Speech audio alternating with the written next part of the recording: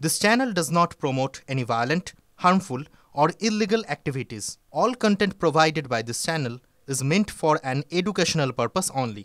Top quality और consistent performance के लिए सिर्फ सिल्वर पंप्स नाम याद रखना। যারা চিহ্নিত অযোগ্য নন তাদের তালিকা আজ প্রকাশ করবে এসএসসি। চিহ্নিত অযোগ্যদের তালিকা প্রকাশ হবে না খবর সূত্র মারফত। তবে ওএমআর আপলোড হওয়ার সম্ভাবনা ক্ষীণ। বিকেলের পর ওয়েবসাইটে তালিকা আপলোড করবে এসএসসি। আমাদের দুই প্রতিনিধি রয়েছেন আমাদের সঙ্গে। আমরা একবার সরাসরি চলে যাব। সুমন রয়েছেন আমাদের সঙ্গে আর সুশোভন রয়েছেন আমাদের সঙ্গে। আমি প্রথমে একটু সুমনের কাছে চলে যাব। সুমন, আজকে এসএসসির এই দিকে তাকিয়ে রয়েছে, গোটা সবার নজর রয়েছে। ঠিক কি কি হওয়ার কথা ছিল আর কি কি হতে চলেছে, তোমার কাছে কি খবর? দেখো, এই খবর আমরাই প্রথম ব্রেক করলাম যে এসএসসি আজকে বিকেলের পর সন্ধ্যাবেলা নাগাদ এই তালিকা প্রকাশ করবে। তবে সেই তালিকা প্রকাশ করার ক্ষেত্রে বেশ কিছু সাবধানতা তারা অবলম্বন করছে। সেই মোতাবেক আইনজীবীদের কাছ থেকে একবারে লিখিত নির্দেশ নিয়ে সেই তালিকা প্রকাশ করার দিকে হাঁটছে এসএসসি। তালিকা প্রকাশ হতে হতে সন্ধ্যে বাজবে। এবার বক্তব্য তালিকায় কি থাকবে। দেখো, যোগ্য অযোগ্য এরকম দুটো আলাদা তালিকা প্রকাশ হচ্ছে না। আমরা এটা এখনো পর্যন্ত খবর পাচ্ছি যে চিহ্নিত অযোগ্য নন যারা, তাদের একটা তালিকা প্রকাশ পাবে, কিন্তু কোনো ওএমআর শিট প্রকাশ পাবে না। এখনও পর্যন্ত যা খবর, ওএমআর শিট প্রকাশ পাওয়ার সম্ভাবনা একেবারে ক্ষীণ। তার কারণ এসএসসি তার আইনজীবীদের সাথে পরামর্শ করে যে জায়গায় পৌঁছেছে যে একটা চিহ্নিত অযোগ্য নন অর্থাৎ যারা নন টেন্টেড তাদের একটা তালিকা আজকে প্রকাশ হতে পারে সন্ধ্যে নাগাদ। পার্শিয়াল লিস্ট প্রকাশ হবে, শিক্ষাকর্মীদের তালিকা প্রকাশ করা হবে কিনা তা নিয়ে এখনও দ্বন্দ্ব রয়েছে। সবটা মিলিয়ে এসএসসি এখনও আইনজীবীদের সঙ্গে পরামর্শ করে যাচ্ছে।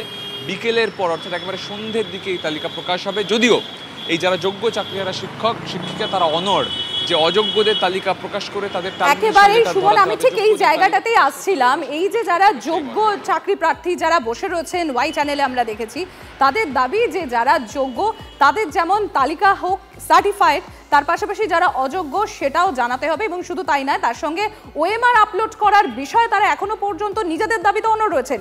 তো সেক্ষেত্রে কোনো কি একটা মধ্যস্থতার জায়গায় আসতে পারে এসএসসি, তার কি কোনো হিন্ট পাওয়া যাচ্ছে?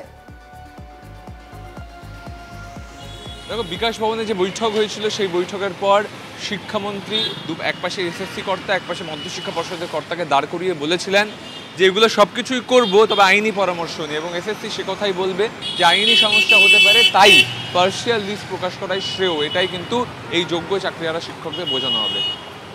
একেবারেই। সুমন, তুমি আমাদের সঙ্গে থাকো। আর মামলাকারীর আইনজীবী সুদীপ্ত দাশগুপ্ত কি বলছেন শোনাই আপনাদের। সুপ্রিম কোর্টে মামলা হলো, তারা কোনো ডকুমেন্ট দিতে পারলো না। যদি থাকতো আগে তাহলে আগে দেয়নি কেন? আর যদি এখন বানানো হয় সেই বানানোটা তো বেআইনি। আর সর্বোপরি ওএমআর শিট ছাড়া কোনো প্রমাণ ছাড়া কে যোগ্য কে অযোগ্য কি করে হবে? 4টে নাম আমি বলে দিলাম এরা অযোগ্য, 10টা নাম বলে দিলাম এরা যোগ্য। আদৌ ওই 10টা নাম কেন যোগ্য তার প্রমাণ কি? সেই প্রমাণ ছাড়া যদি কোনো লিস্ট বেরোয় সেটা বেআইনি। আর কমিশনের উপর চাপ বাড়াতে আজ এসএসসি ভবন অভিযানে যোগ্য শিক্ষক শিক্ষিকা অধিকার মঞ্চ। আমরা আরো ডিটেলস জানবো। সুশোভন আমাদের সঙ্গে রয়েছে, একবার চলে যাবো সুশোভনের কাছে। সুশোভন, কমিশনের উপর এখনো তারা চাপ বজায় রেখেছেন, তারা এখনো পর্যন্ত তাদের বিক্ষোভ অবস্থান চালিয়ে যাচ্ছেন, কি বলছেন তারা? দেখো, তোমাকে প্রথমে ছবিটা দেখানোর চেষ্টা করব যে একটু একটু করে কিন্তু তাদের যে জমায়েত সেই জমায়েত শুরু হচ্ছে। যদিও একেবারে করুণাময়ী থেকে কিন্তু তারা এখানে আসবেন, তার আগেই কিন্তু বেশ কিছুজনকে দেখা যাচ্ছে। আচ্ছা, আপনাকে জিজ্ঞাসা করব যে আজকে আপনাদের অবস্থান কি হবে, বা আজকে এখানে আপনারা কতক্ষণ অবস্থান? আমাদের অবস্থান করার কথা যতক্ষণ না ওনারা টেন্টেড এবং আনটেন্টেড লিস্টকে প্রকাশ করছেন এবং অযোগ্যদেরকে টার্মিনেশন লেটার যতক্ষণ না দিচ্ছে, সেইটা আমাদের প্রাথমিক দাবি। যতক্ষণ না দিচ্ছেন আমরা এখান থেকে নড়ব না। যোগ্য অযোগ্য লিস্টটা আমাদের দরকার। কেন দেবে না? এতদিন হয়ে গেল। আজ তো আমরা আজকে প্রথম তো এখানে অবস্থান করিনি, এর আগে বহুবার আমরা এসেছি, কিন্তু এনাদের থেকে তো আমরা সেই বলছে আজকে দেবে, দিয়ে দিচ্ছে না, নিউজে বিভিন্ন রকম দেখাচ্ছে। কিন্তু আমরা চাই আমাদের লিস্টটা যেন হাতে দেয় এবং আমরা সসম্মানের সাথে যাতে আমরা স্কুল জয়েন করতে পারি, এটাই আমাদের দাবি। আপনি কি বলবেন? আমাদের লিস্ট চাই। আমাদের মেন কথা হচ্ছে লিস্ট লাগবে। আমাদের কোনো দোষ করিনি, আমরা বিনা দোষে হাসতে পারছি। আমাদের লিস্ট লাগবে, এটি বলবো আমি। যোগ্য লিস্ট চাই। এখন লেখা থাকতে হবে যে আনটেন্টেড, আমরা আনটেন্টেড, এটাই বলবো আমি। যদি সেই আপনারা যে কথা বলছেন সেই মতো যদি লিস্ট না বেরোয় বা যদি লিস্টের অন্যরকম, সেক্ষেত্রে আপনাদের অবস্থান কী হবে বা আপনাদের? আজকে লিস্ট নিয়ে যাব, আজকে আমাদের প্ল্যানিং আছে লিস্ট নিয়ে যাওয়া। লিস্টে আমরা উঠছি না, আজকে আমাদের লিস্ট চাই।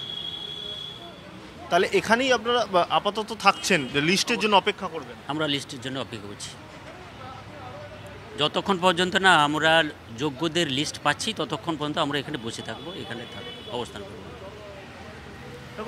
সুমন, সুশোভন, তোমরা আমাদের সঙ্গে থাকো। ঠিক যে বিষয়টাতে এখনো পর্যন্ত স্টিক টু হয়ে রয়েছে, অর্থাৎ যে তালিকা চাই, শুধু তাই নয়, যোগ্য এবং অযোগ্য দুজনের সার্টিফাইড তালিকা তাদের চাই, তার পাশাপাশি আপলোড করতে হবে ওএমআর। চিন্ময় মণ্ডল, যোগ্য চাকরিহারা, তিনি কি বলছেন শোনাই আপনাদের। যোগ্য আর অযোগ্যদের যে তালিকা সেটা আলাদা করে সার্টিফাইড করে দিতে হবে এবং ওখানে বয়ানে লিখতে হবে যে এর বাইরে, মানে এই যোগ্যদের যে লিস্ট দেওয়া হলো এর মধ্যে আর কোনো টেন্টেড ক্যান্ডিডেট নেই। যোগ্য যারা আছে তাদেরকে রেকমেন্ডেশন ক্যান্সেল করে যাতে স্কুল থেকে টার্মিনেট করার ব্যবস্থা করা হয় সেটা করতে হয়। পাবলিক ডোমেনে ওএমআরগুলো দিয়ে দিক। আমরা আর নতুন কোনো পরীক্ষায় বসতে চাইছি না। সরকার পক্ষ বা এসএসসি কীভাবে কি রিভিউয়ের মাধ্যমে আমাদেরকে জিতিয়ে আনবে সেটা তাদের ব্যবস্থা করতে হবে, কারণ দায়টা তাদেরই, তারাই দুর্নীতি করে আমাদের চাকরিটা কেড়ে খেয়েছে। অতএব তাদের পুরোপুরি দায়িত্ব যে তারা কিভাবে চাকরিতে আমাদের ফিরিয়ে দেবে, তাদের করতেই হবে যে কোনো মূল্যে, নাহলে আমরা ছেড়ে কথা তো বলবোই না। শুনলেন যে কি যেটা ওএমআর আছে সেটা পাবলিক ডোমেনে আপলোড করতে হবে, শুধু তাই নয়, যোগ্যদের চাকরি ফিরিয়ে দেওয়ার দায়িত্ব তাদের এবং যারা অযোগ্য তাদেরকে টার্মিনেট করতে হবে। অর্থাৎ নিজেদের দাবিতে এখনো পর্যন্ত অনড় যোগ্য চাকরিহারা যারা। আরো আপডেট নেব, সুমন রয়েছে আমাদের সঙ্গে। সুমন, লেটেস্ট আপডেট কি? দেখো, যেটা জাস্ট কথা হলো এসএসসির এক আধিকারিকের সঙ্গে, যেটা জানানো হচ্ছে যে শিক্ষাকর্মীদের তালিকা হয়তো নাও প্রকাশ হতে পারে। এখনো পর্যন্ত যা অবস্থা সেখানে নায়ের দিকেই এগোচ্ছে, আইনজীবীদের লিখিত নির্দেশ আসার পর চূড়ান্ত সিদ্ধান্ত। অন্যদিকে মেয়াদ উত্তীর্ণ প্যানেল থেকে যাদের চাকরি হয়েছিল তাদের নামও কিন্তু এই তালিকায় থাকবে না। চিহ্নিত অযোগ্য নুন, অর্থাৎ যাদের ক্ষেত্রে ন্যূনতম কোনো ছিটে ফোটা নেই কলঙ্কের কালির, তাদের একটা তালিকা হয়তো আজকে প্রকাশ করা হতে পারে। কিন্তু পৃথক করে যোগ্য অযোগ্য এরকম তালিকা প্রকাশ করার দিকে এসএসসি যাবে কিনা সে নিয়ে তারা এখনো দ্বন্দ্বে রয়েছে, আইনজীবীদের পরামর্শ দিচ্ছে। আবারও একই কথা বলবো, ওএমআর শিট প্রকাশ করার সম্ভাবনা কিন্তু ক্রমশ আরও ক্ষীণ হয়ে যাচ্ছে সম্প্রতি। সঙ্গে থাকো সুমন, সুশোভন। আর এরপর আপনাদের সামনে একটু পলিটিক্যাল রিয়াকশন, কি প্রতিক্রিয়া পাওয়া যাচ্ছে তুলে ধরি। শতরূপ ঘোষ আর জগন্নাথ চট্টোপাধ্যায় তারা কি বলছেন শোনাই একবার আপনাদের। ওএমআর শিট ওরা প্রকাশ করেনি এর আগে বা এখনো করবে না, তার কারণটা হচ্ছে তৃণমূল যাদের কাছ থেকে পয়সা খেয়ে বসে আছে তাদেরকে যে কোনো মূল্যে তৃণমূলকে বাঁচাতেই হবে। অতএব সব ছেলে মেয়েদের ওএমআর শিট ওরা প্রকাশ করতে পারবে না। ওই যে তালিকা ওরা প্রকাশ করছে ওএমআর বিহীন এই যে কোনো তালিকা, এই তালিকা মুড়ির ঠোঙা বানানোরও কাজে আসবে না। ছেলে মেয়েগুলোকে এত বড় সর্বনাশ করে তাদের ভাতে মেরে এখন তাদেরকে নিয়ে ছেলে খেলা করছে, তাদেরকে নিয়ে এখন ছ্যাবলামি করছে তৃণমূল। কি মূল্য আছে এই তালিকার? তারা সুপ্রিম কোর্টে এই তালিকাটি দিতে পারতো, আজকে যোগ্যরা তাহলে বেতন পেত, তার চাকরিটি পাকা থাকতো। তার ফলে এই যে 18,000 19,000 মানুষকে পথে বসিয়ে দিলেন মমতা বন্দ্যোপাধ্যায়ের সরকার, সরকার, চোরের রানী হয়ে, তার বিচার কে করবে? আর অস্বচ্ছতা কেন এখনো? ওএমআর শিটটা কেন পাবলিশ করছেন না এই কারণেই, ইমেজ বিরাটটাও তো অ্যাটলিস্ট পাবলিশ করে দিতে পারেন, করছেন না এই কারণেই এই 18,000-এর মধ্যেও আরো অনেক গড়বড় না বেরিয়ে যায়। তাই যে অযোগ্য বাছা হয়েছে সেই অযোগ্যদের তালিকা যাতে দীর্ঘতর না হয়, আরো যাতে লম্বা লিস্ট তৈরি না হয়ে যায়, সেই কারণেই এই অস্বচ্ছতা। যেখানে বিরোধীরা আক্রমণ করছেন যে আরো কিছু গড়বড় রয়েছে, অযোগ্যের তালিকা আরো দীর্ঘায়িত হতে পারে, সেই জন্য তারা তালিকা বার করতে চাইছেন না। কিন্তু 11ই এপ্রিল শিক্ষামন্ত্রীর সঙ্গে যখন চাকরিহারারা বৈঠক করেন, তারপর চাকরিহারা এবং শিক্ষামন্ত্রীদের তরফ থেকে কি বলা হয়েছিল একবার শোনাই আপনাদের। যোগ্য আর অযোগ্যের লিস্ট ওনারা অলরেডি তৈরি করতে শুরু করে দিয়েছেন, পরের রবিবারের মধ্যে হয়ে যেতে পারে এবং মানে আইনি পরামর্শ নিয়ে সেটা পাবলিশ করবেন পরের সপ্তাহের সোমবার। ইয়েস, 21 তারিখ, মোস্ট প্রবাবলি 21 তারিখ। আর 22 লক্ষ ওএমআর যেটা বলা আছে, টোটাল পরীক্ষার্থী যারা ছিল তাদের ওএমআর পাবলিশের কথাও আমরা বলেছি। সাবমিটেড বাই সিবিআই সেই মিরর ইমেজটা আছে, যদি সেটা হয় তাহলে সেটাও ওনারা দেবেন। ওরা বলে গেল 21 তারিখ লিস্ট বেরোবে, আর আপনার আপনি আশ্বাস দিয়েছেন যে ওদের কথাটাও আমাদের শিক্ষা পর্ষদ দিবে, গ্রুপ সি গ্রুপ ডিদের আশ্বাস। না, এক নম্বর কথা হচ্ছে 21 তারিখে যেমন কথা হয়েছিল সেরকম বেরোনোর কথা, আমরা বলেছিলাম আইনি পরামর্শ নিয়ে বার করব, আমি এখনও তাতে আশাবাদী। আর গ্রুপ সি গ্রুপ ডির ক্ষেত্রে ওরা আমার সঙ্গে দেখা করতে চেয়েছিল, ওদের কিছু বক্তব্য আছে, সে বক্তব্য আমি শুনেছি, ওদেরও একই কথা বলেছি যে আমাকে লিগালি কথা বলতে হবে, লিগালি কথা বলে বুঝতে হবে, এটাই বক্তব্য আমার। 17 এপ্রিলের রায় সুপ্রিম কোর্ট মধ্য শিক্ষা পর্ষদের আবেদনে সাড়া দিয়ে জানিয়েছিল অযোগ্য চিহ্নিত নয় এমন চাকরিহারা শিক্ষকরা 31 ডিসেম্বর পর্যন্ত কাজ চালিয়ে যেতে পারবেন, তবে স্কুলে যেতে পারবেন না শিক্ষাকর্মীরা। 31 ডিসেম্বরের মধ্যে নতুন নিয়োগ প্রক্রিয়া শেষ করার নির্দেশ দেয় প্রধান বিচারপতির বেঞ্চ। আর এই নিয়ে মুখ্যমন্ত্রী মমতা বন্দ্যোপাধ্যায় কি বলেছিলেন যে ডিসেম্বর পর্যন্ত সময় পাওয়া গিয়েছে, চলতি বছরেই সমস্যার সমাধান হয়ে যাবে। সুপ্রিম কোর্টের রায়ের পর এমনই জানিয়েছিলেন মুখ্যমন্ত্রী, শুনুন। আপাতত স্বস্তি, যে তাদের মাইনের ব্যাপারে আমরা চিন্তা করছিলাম কি করে দেওয়া যায়, কারণ আগের বারে বলা হয়েছিল মাইনে দেওয়া যাবে না, সেই জন্য আমরা বিকল্প পথের সন্ধান করছিলাম।